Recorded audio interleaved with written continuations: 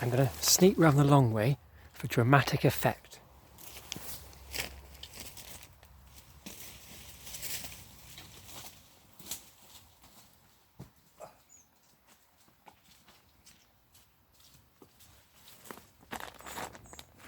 Noswaith, evening folks. So, this plant is still here. The Himalayan balsam plant is still in my garden, and I've decided just to keep going with it. Why not? It's here. There's another lockdown in 2 days' time. So let's just do it. I'm on 3,000-ish, a little bit over 3,000 pods at the moment. Averaging 10 seeds in a pod. So potentially, so far, I've saved 30,000 seeds going into this garden and the wider landscape. Come on, look. So attached to a stick.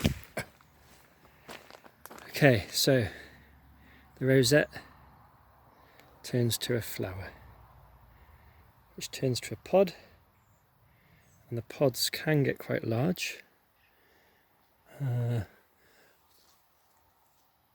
Like that.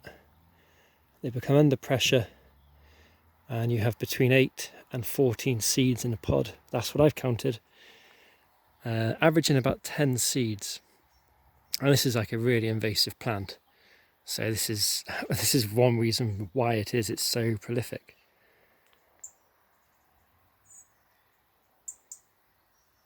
So I cut, I think end of July, early August, just so we could get past, because it was just completely taking over all this space.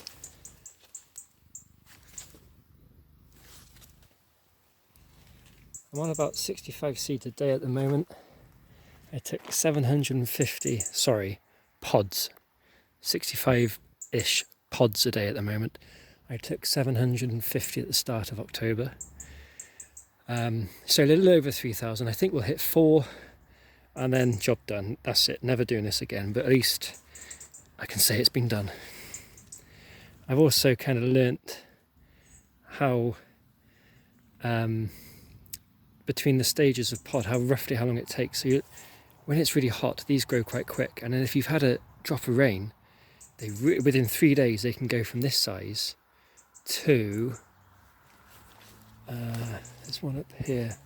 It's a little bit bigger.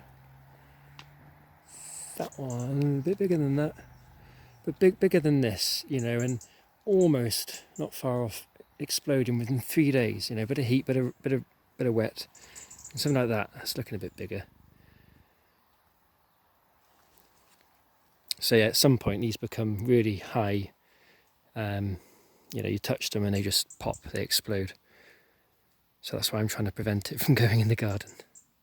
Normally I would have cut this down as soon as I've seen it, March, April, May, June, July. Just keep cutting, and you'll exhaust that seed bank in the end.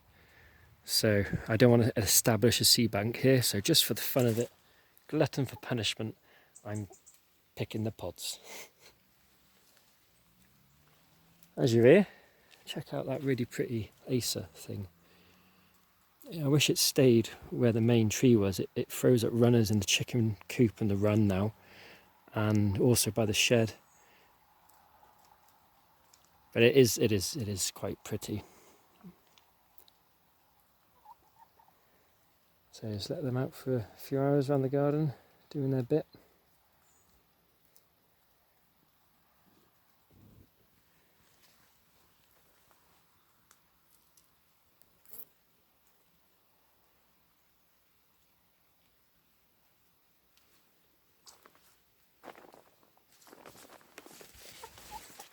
And a bit of caterpillar damage. I've picked a couple off here, but nothing like in the tunnel. I mean, everything in the tunnel has been whacked by the caterpillars, the kale, the rocket.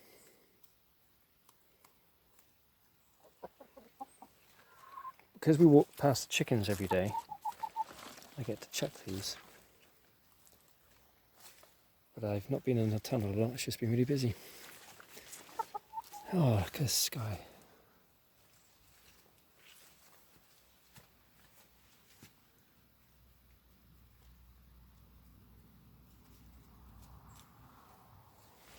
And beneath the balsam we've got horseradish and just some kale that's hanging on. It recovered from the caterpillars in the end. The kale did all right. So this was the brassica bed, and it's now not.